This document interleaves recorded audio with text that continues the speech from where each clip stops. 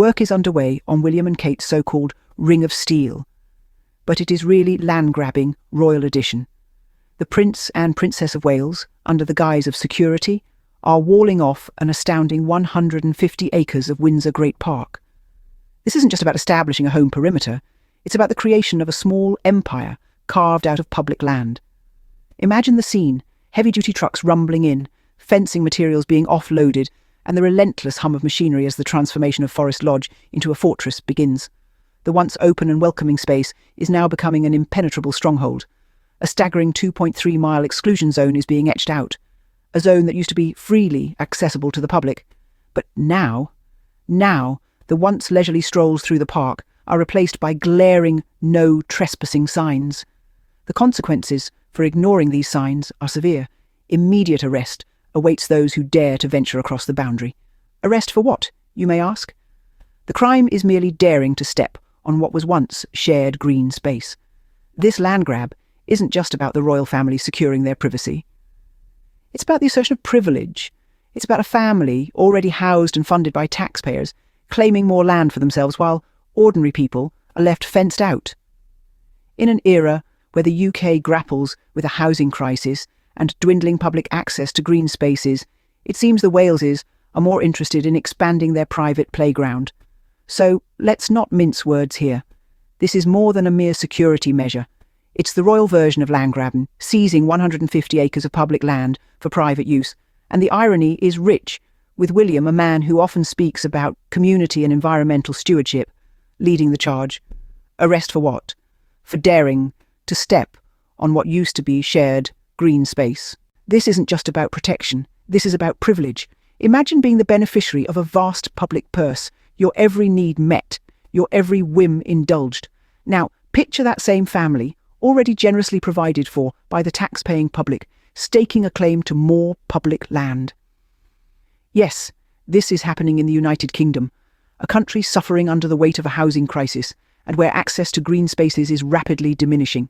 For many, the idea of having a home is a dream, a goal to work towards.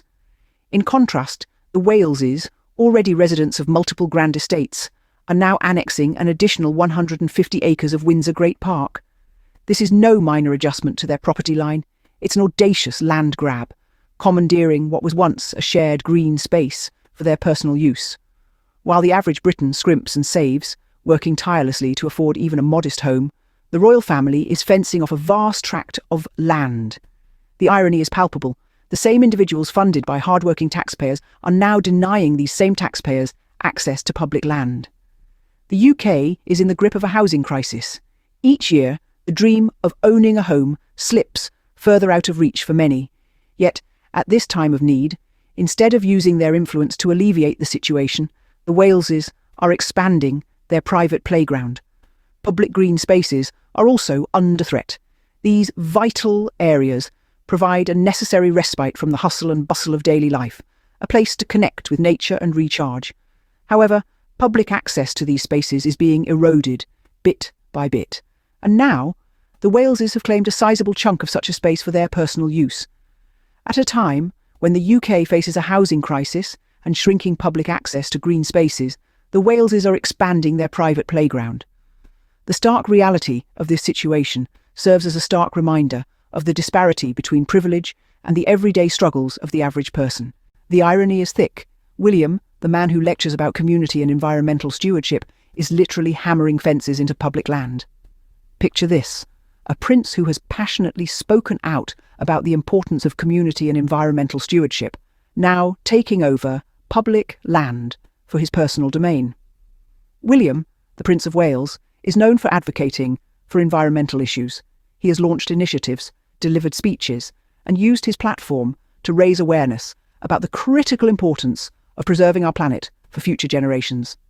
And yet, here he is, transforming a piece of the public's green space into his own private sanctuary. This isn't the preservation of nature he so often preached about, but rather the appropriation of it. It's a classic case of do as I say, not as I do. Remember, this isn't just any plot of land.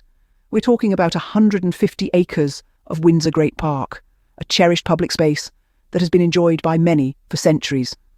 Now, it's being claimed by one family under the guise of security. William has often spoken about the need for collective action and responsibility in caring for our planet. But in seizing public land and walling it off for personal use, he's contradicting his own message. He's creating division, not unity. He's prioritising personal privilege over public access. The prince's actions raise a fundamental question. Can one truly advocate for environmental stewardship while simultaneously seizing land from the public? It's a paradox that's hard to reconcile.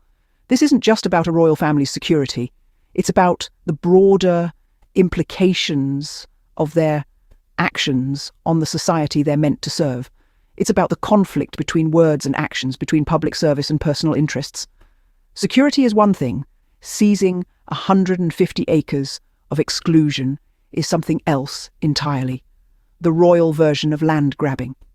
The land seizure by the Wales family is a stark reminder of the chasm between the privileges of the few and the rights of the many. So it's not just a fence, it's a wall of entitlement. That's what we're dealing with here. A towering, tangible symbol of privilege that stretches out over 150 acres of land that was once free for everyone. This is not a simple matter of security.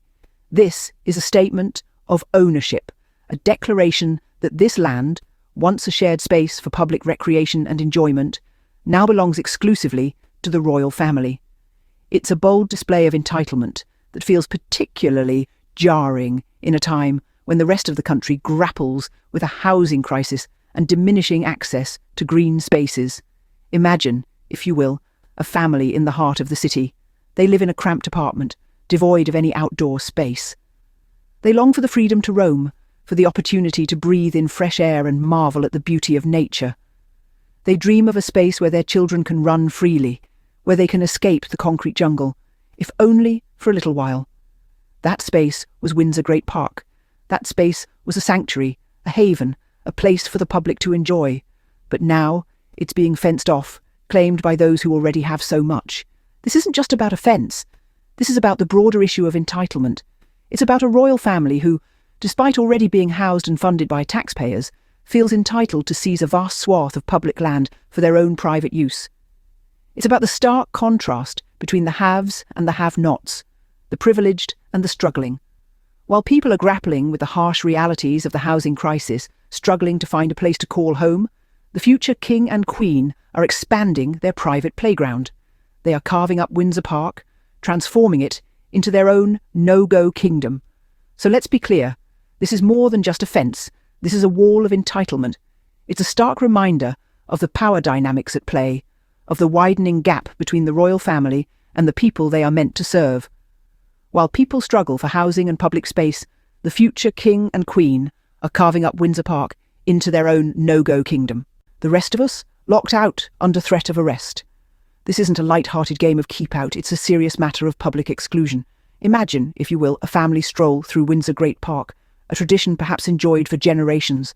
Now imagine being told you can't do that anymore, not because the park has been closed for maintenance or because it's being preserved for environmental reasons, but because it's been claimed by the royals.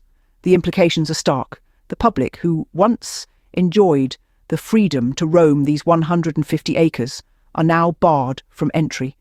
More than that, they're under threat of arrest. Arrest for what, you may ask? For daring to tread on the very land they once freely enjoyed. But let's dig a little deeper. The threat of arrest isn't just about keeping people off the land. It's a stark reminder of the power the royals wield. It's a message that says, this is ours. You are not welcome here. It's a demonstration of privilege and entitlement that goes beyond anything we've seen before. And while the royals enjoy their new private playground, ordinary people continue to struggle. The housing crisis in the UK is no secret, and access to green spaces is shrinking. The exclusion from Windsor Great Park is another blow to the public, another reminder of the widening gap between the royals and their subjects. This isn't just about a fence, it's about a wall of entitlement that divides the royals from the rest of society. And it's not just physical, it's symbolic of the increasing divide between the privileged and the ordinary. This isn't just a fence, it's a wall of entitlement. And while ordinary people struggle for housing and public space, The future king and queen are carving up Windsor Park into their own no-go kingdom.